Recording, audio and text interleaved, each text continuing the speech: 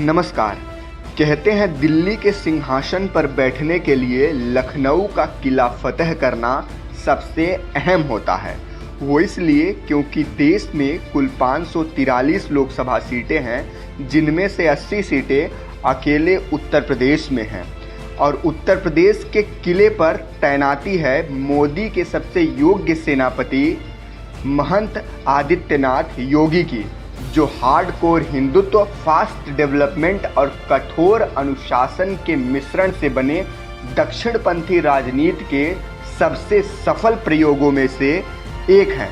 आपको बता दें, 2014 में बीजेपी ने 73 सीटें व 2019 में सपा बसपा के गठबंधन के बाद भी 64 सीटों पर जीत दर्ज की। अब समझना ये है कि बीजेपी का जादू इस बार भी उत्तर प्रदेश में काम करेगा या इंडिया गठबंधन कुछ करतब दिखाएगा। यूपी में मुख्य रूप से सिर्फ 3 पार्टियों का जनाधार है। पहला बीजेपी, दूसरा समाजवादी पार्टी और तीसरा बहुजन समाज पार्टी। जब 2019 में सपा बसपा साथ लड़ी तब भी कोई खास असर देखने को नहीं मिला। इस बार तो मुकाबला त्रिकोणीय होने जा रहा है, क्योंकि बहुजन समाजवादी पार्टी ने अकेले लड़ने का निर्णय किया है और राजनीतिक पंडितों का माने तो इस त्रिकोणीय मुकाबले में सीधा फायदा भारतीय जनता पार्टी को होने वाला है। तो आज के परिवेश की बात करें तो कहीं न कहीं भाजपा का पलड़ा उत्तर प्रदेश में भारी है। बात करें समाजवादी पार्टी की तो समाजवादी पार्टी ने एक बार कांग्रेस के साथ तो एक बार बसपा के साथ गठबंधन करके चुनावी रणनीति में आ चुकी है, लेकिन इससे कोई खास फायदा सपा को नहीं मिला, बल्कि नुकसान ही हुआ। जहां बसपा 0 पे थी तो वो सपा के साइकिल पर सवार होकर 10 पर पहुंच गई और सपा 5 सीटों से शुरू होकर 5 सीटों पर ही रह गई। हमारा माने तो हमें लगता है कि चुनाव आते आते समाजवादी पार्टी कहीं इस इंडिया गठबंधन से खुद को किनारे न कर ले। अब बात ये आती है कि वो कौन से अहम मुद्दे हैं जिनके साथ विपक्ष जनता के बीच में जा रहा है। क्या विपक्ष के द्वारा उठाए गए इन मुद्दों का प्रभाव जनता के ऊपर पड़ता भी है या केवल राजनीतिक पिच पर फेंकी जा रही विपक्ष के द्वारा केवल नो बॉल्स ही हैं।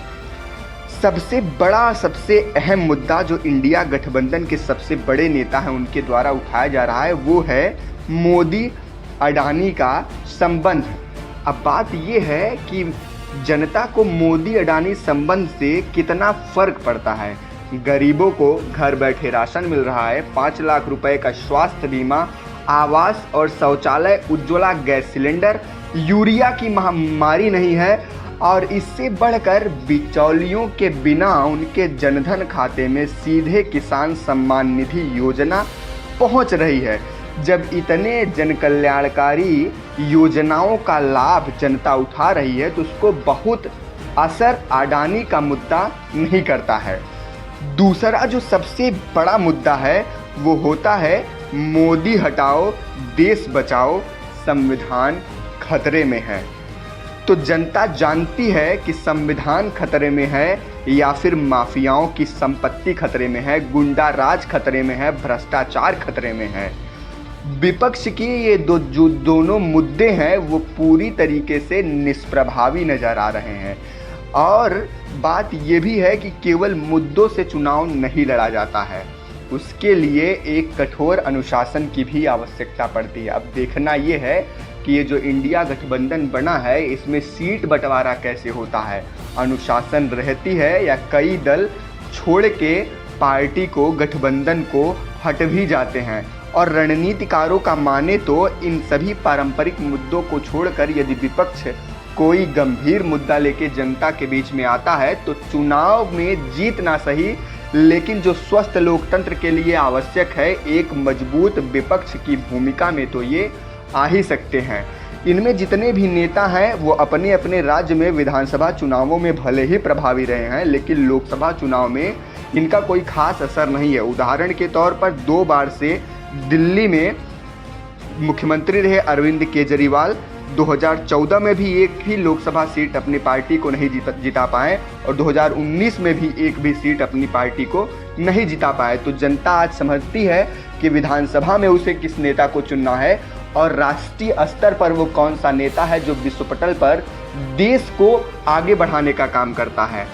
आपके राय के हिसाब से कौन से वो संभावित परिवर्तन है जो विपक्ष को अपने खेमे में करना चाहिए और आप किसको चाहते हैं कि आने वाले समय में वो देश का प्रधानमंत्री बने, कमेंट बॉक्स में हमें बताएं।